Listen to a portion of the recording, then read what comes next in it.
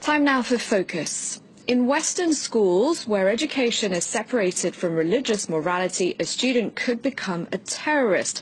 The words of the principal of a school in India funded by Hindu nationalists. Their influence has grown since Prime Minister Narendra Modi came to power. His party, the BJP, rewriting school books to the disadvantage of minorities. Shreya Banerjee reports. It's test day for these school students. The test, with 100 questions on Indian culture, is the first of its kind. It's been organized by India's ruling Hindu nationalist party, the BJP. It's not part of the curriculum, at least for now. We Indians are moving further away from our heritage. That's why we have this test, so that we can build a prosperous nation. This man is a BJP party worker, not a teacher. Around 1 million students in the northern Indian state of Uttar Pradesh are taking this test. The questions are mainly on Hinduism. Where is the only temple of the Hindu god Brahma? When did the Hindu calendar begin? No other religion is mentioned. No mention, for example, of the 300 million Indian Muslims. But the students find nothing amiss. The test is focused on India, Indian poets, Indian movements, wars. We learn about our president, our prime minister, their programs and policies. Whatever we study enters our mind and increases our knowledge so that we can succeed in life. The test organizers are open about their intentions. They want to rewrite history. Whatever we have learnt from British and Muslim emperors should be removed, and it will be removed. The previous governments did not care about the nation. It is time for our government to put the right heroes in the syllabus. An Indian newspaper recently reported that certain textbooks had erased all mention of India's first Prime Minister, Jawaharlal Nehru. Nehru was a member of the Congress party, a major rival of the ruling BJP. That's not the only change, says this historian.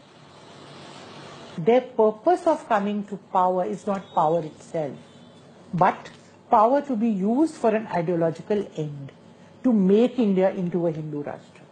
They successfully changed a very large number of history and other social science textbooks. It is a very distorted vision of the past, a wrong vision of the past, a wrong understanding of the past, which they are trying to impose on the present. The education system is a very important means of changing the mindset of society, particularly the young.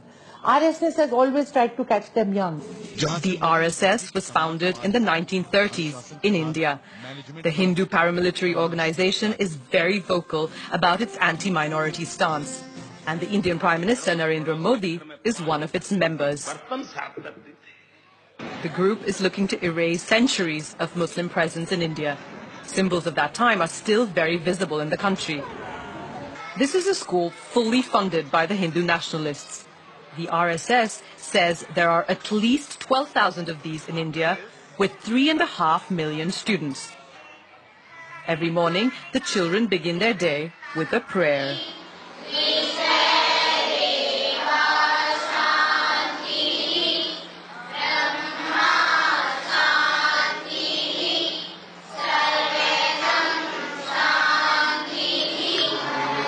Prayers are followed by a religious ceremony and the principal's speech.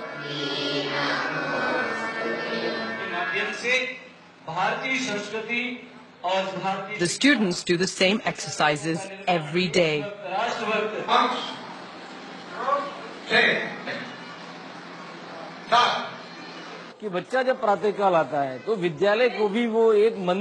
For the pupils, the school is a temple. The sacred texts of Mahabharata, Gita and Ramayana are the basis of their education.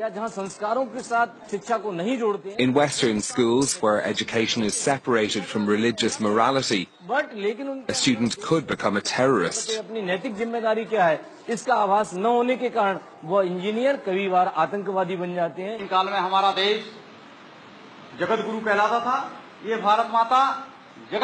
A narrative that glorifies Hindus and casts minorities as outsiders. By introducing these ideas in schools through tests and the modification of textbooks, the BJP is looking to influence the thinking of young people. Almost half of India's population is under the age of 25. For more on this, I'm now joined in the studio by Olivier Guillard, Asia Research Director at France's Institute of International and Strategic Relations. Hello, thank you very much indeed for coming in. First of all, if you could tell us a bit more about the RSS. I understand it helped propel Narendra Modi to power. Absolutely. Let's say that this is a kind of a sister ship from the current political party that is in power for the last 3 years in India. It's a kind of movement that is between culture, sports, ideology. It's something that is supposed to be closer to the rightist side of the political spectrum in India than to the left, obviously. And this is a kind of pretty large organization. It's not supposed to be, it's a place for each and every Indian, but still the mainly pillars of this organization is mainly based on Hinduism and Hindu philosophy.